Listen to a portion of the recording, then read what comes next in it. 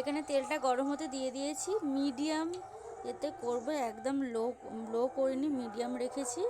তো এবার মিডিয়াম এতেই ফিশ ফ্রাইগুলোকে ভেজে নেব। হালকা মিডিয়ামেতে গোল্ডেন ব্রাউন করে আমরা ফিশ ফ্রাইগুলোকে ভেজে নেব।